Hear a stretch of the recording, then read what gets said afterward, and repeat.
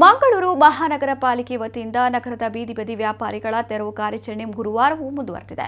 Mangaluru mayor Sudhir Shetty Kannur ಈ ಹಿಂದೆ tiger ಕಾರ್ಯಾಚರಣೆ ನಡೆಸುವುದಾಗಿ ಹೇಳಿದಂತೆ ಮಂಗಳೂರು ನಗರ ಪಾಲಿಕೆ ಅಧಿಕಾರಿಗಳು ಬೀದಿ ಬದಿ ತೆರವು ಕಾರ್ಯಾಚರಣೆಗೆ ಮುಂದಾಗಿದ್ದರು. State bank, Kankanadi, Valencia, KPT, Kadri ಮೊದಲಾದ ಕಡೆಗಳಲ್ಲಿ ಬೀದಿ ಬದಿ ವ್ಯಾಪಾರಿಗಳ ಭಾರೀ ವಿರೋಧದ ನಡುವೆಯೂ ತೆರವು ಕಾರ್ಯಾಚರಣೆ ನಡೆಸಲಾಗಿದ್ದು, ಗುರುವಾರದಂದು ಪಾಲಿಕೆ ಅಧಿಕಾರಿಗಳು ಸುರತ್ಕಲ್, ಬೈಕಂಪಾಡಿ ಆಸುಪಾಸಿನಲ್ಲಿದ್ದ ಅಕ್ರಮ ಗೂಡಂಗಡಿಗಳನ್ನು ತೆರವುಗೊಳಿಸಿದ್ದಾರೆ.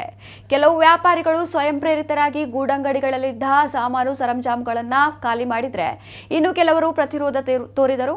ಇನ್ನು ಹಲವು ಕಡೆಗಳಲ್ಲಿ ಅನಧಿಕೃತವಾಗಿ ಅಕ್ರಮವಾಗಿ ನಿರ್ಮಿಸಲಾಗಿದ್ದ ಗೂಡಂಗಡಿಗಳನ್ನು ಬುಲ್ಡೋಸರ್ ಮೂಲಕ ತೆರವುಗೊಳಿಸಲಾಯಿತು. ಮೇಯರ್ ಆಯುಕ್ತರ ಆದೇಶದಂತೆ ಅನಧಿಕೃತ ಗೂಡಂಗಡಿ ತೆರವು ಮಾಡಲಾಗಿದೆ.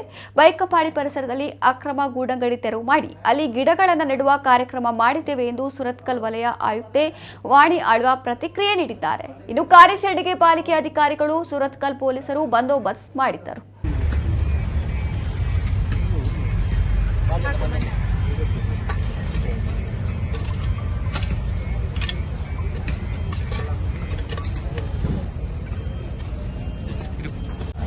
ಮಾನ್ಯ ಮೇಯರ್ ಮತ್ತು ಆಯುಕ್ತರ ಆದೇಶದಂತೆ ಸುರತ್ಕಲ್ ವಲಯ ವ್ಯಾಪ್ತಿಯಲ್ಲಿರುವ ಎಲ್ಲ ಗೂಡಂಗಡಿಗಳನ್ನು, ಅನಧಿಕೃತ ಗೂಡಂಗಡಿಗಳನ್ನು ತೆರವು ಕಾರ್ಯಾಚರಣೆಯನ್ನು ನಾವು ಮಾಡ್ತಾ ಇದ್ದೇವೆ.